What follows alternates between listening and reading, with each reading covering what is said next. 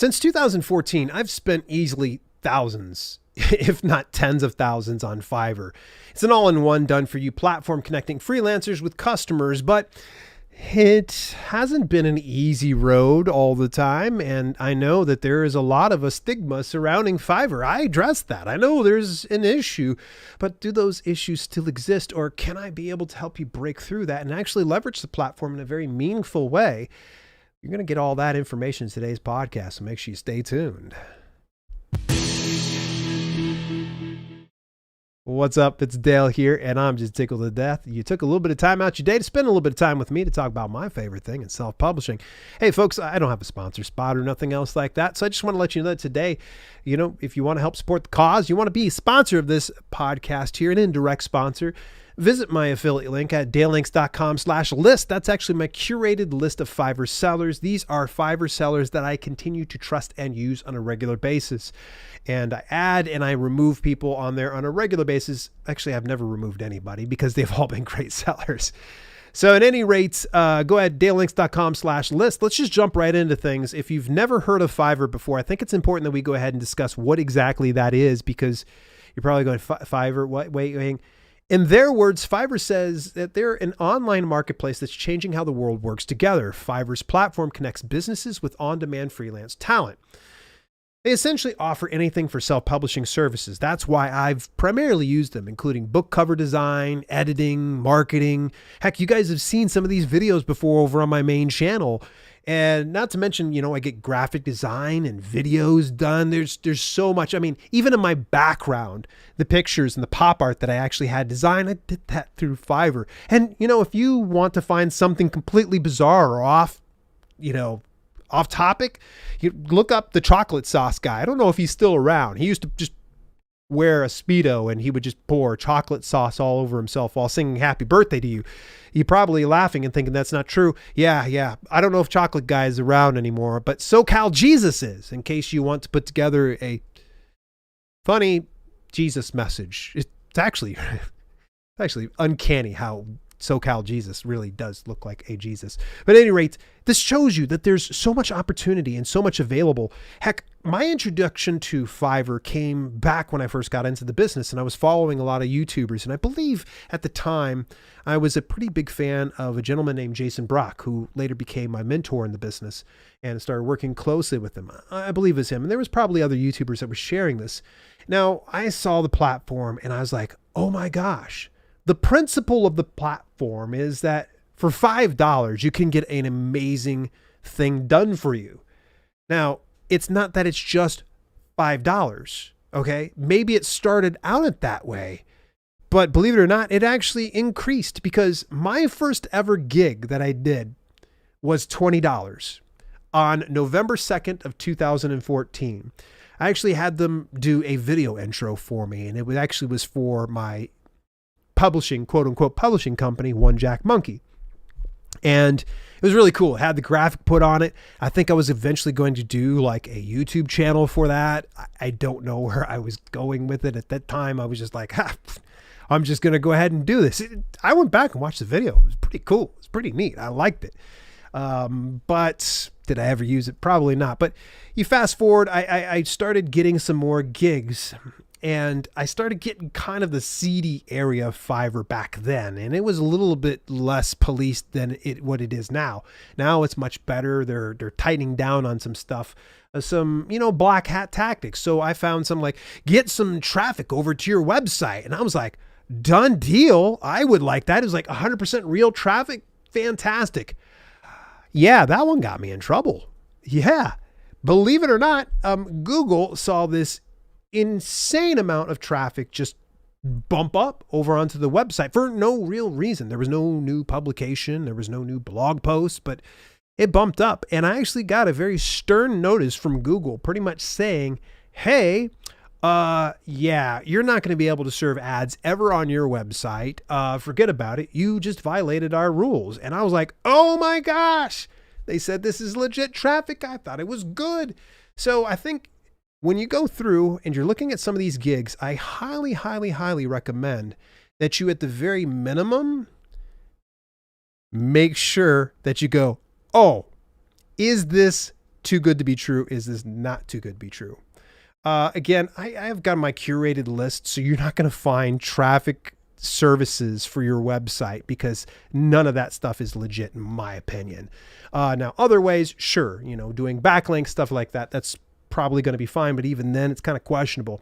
But all right, so I just kind of want to just discuss, where did I actually get into self-publishing? All right, because it actually was February 23rd of 2015.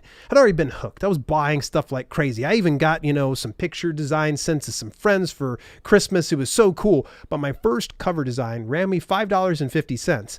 Believe it or not, back then, the service fee was only 50 cents. Now it's actually a percentage, and I can't remember what the percentage works out to be. But nonetheless, it has changed a little bit since then. Back then, Fiverr was primarily just the low-cost gig work. Now, they're more robust with features and services than ever. There's so many options. There's so many people coming to the platform. There's a lot of things that if you go into Fiverr for the first time, you're probably going to wonder to yourself, like, is this going to be appropriate for me or not? And to be honest with you, it's going to vary. But I want to kind of give you 10 of the ways that I've learned from using Fiverr.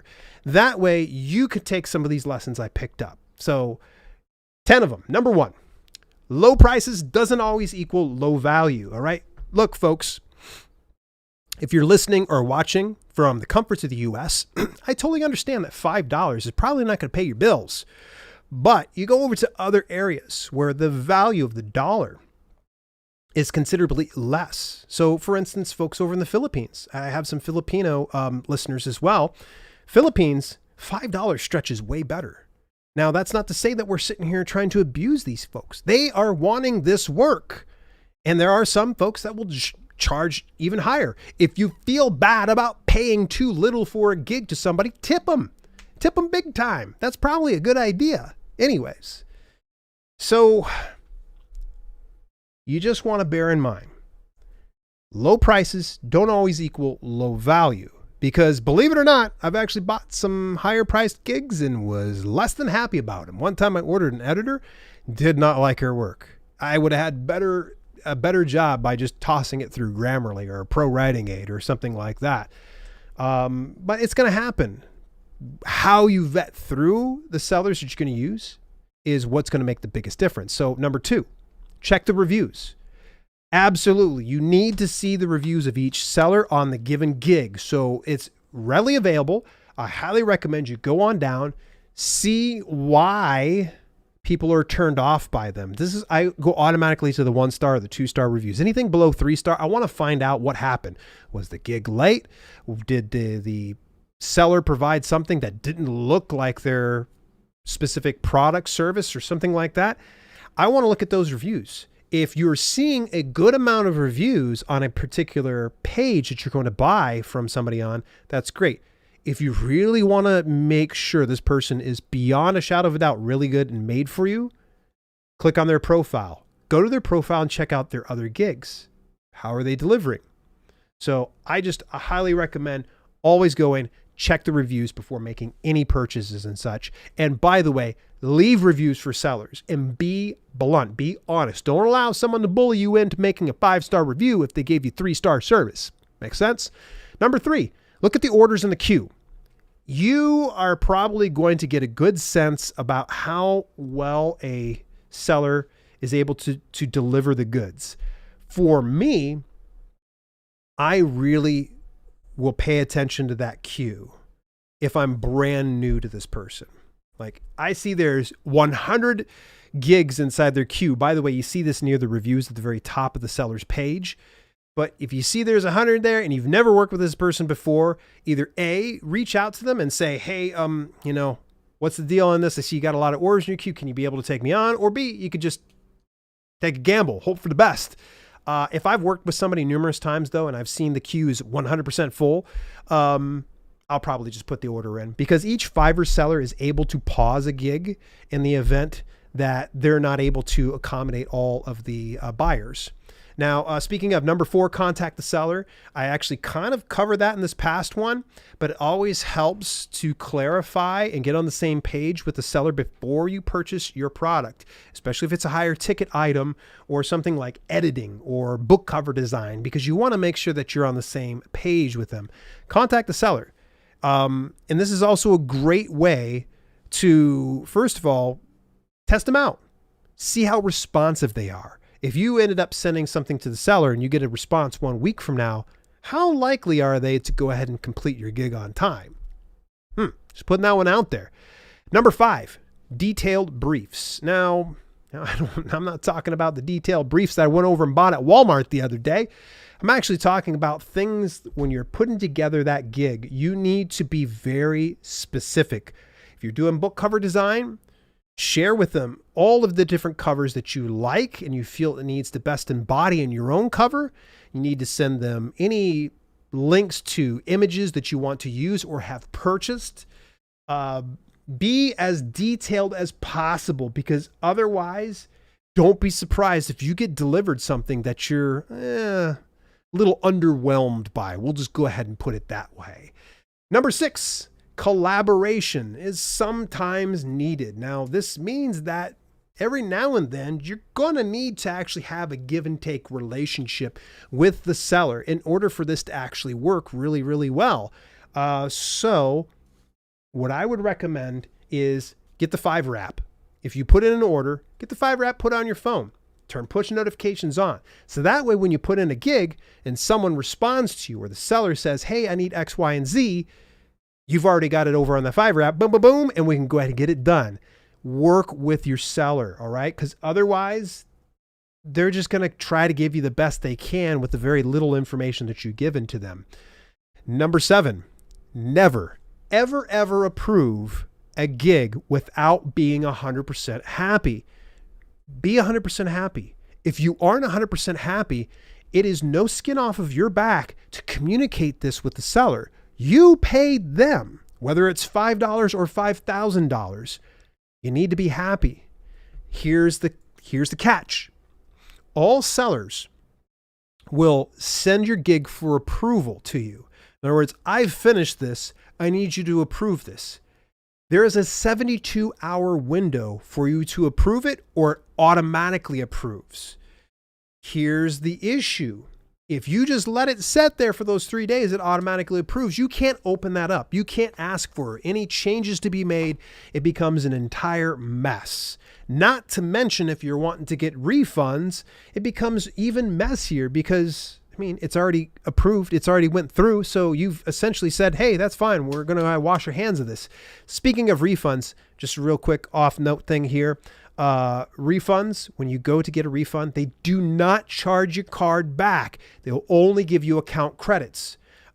With that being said, if for some reason you spend the gig's $15 and it's $2 for the processing fee of some sort, so it's $17 altogether, $15 is going to be credited to your account. That service fee, you don't have to pay again. In fact, anytime you have account credits on Fiverr, you never have to do any kind of service fees at all. It's the seller that actually takes on that. And I think it's 20% last I'd heard. Could be more, could be less. I'm not 100% certain on that one.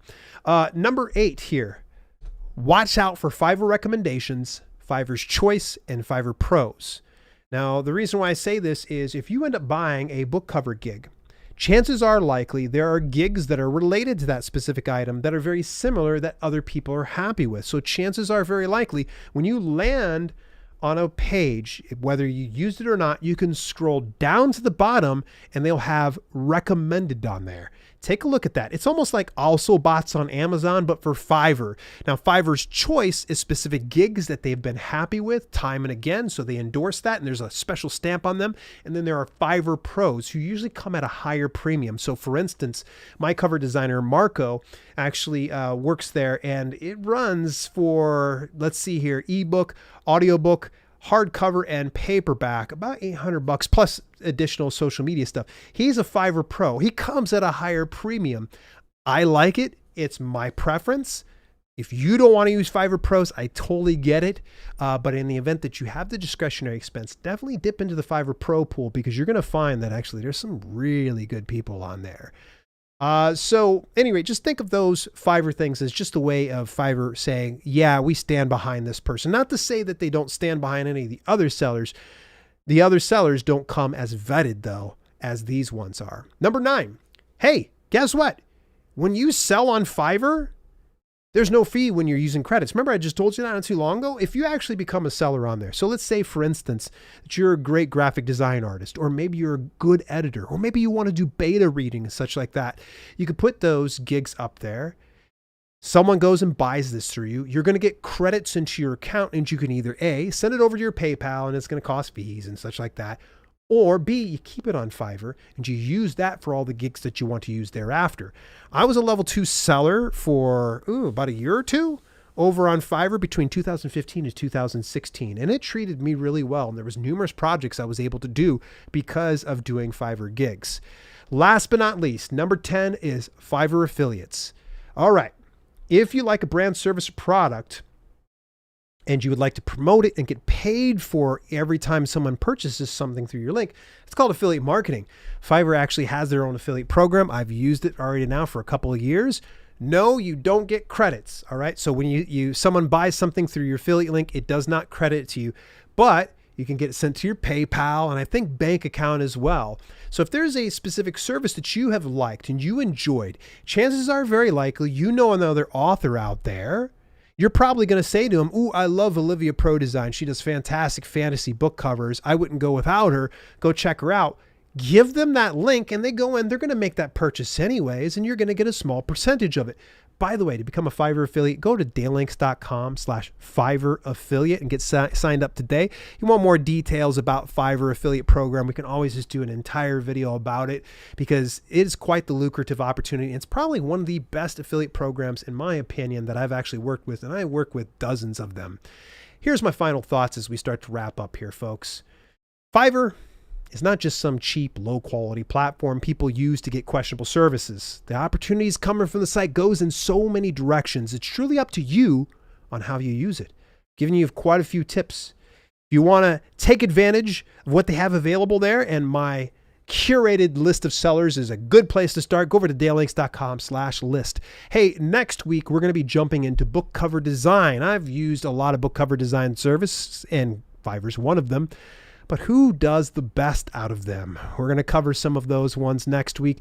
To get advanced access to all podcasts, visit dalelinks.com/YouTube podcast 1 week before the audio content publishes. Till later, this has been Self-Publishing with Dale, and I will chat with you next week.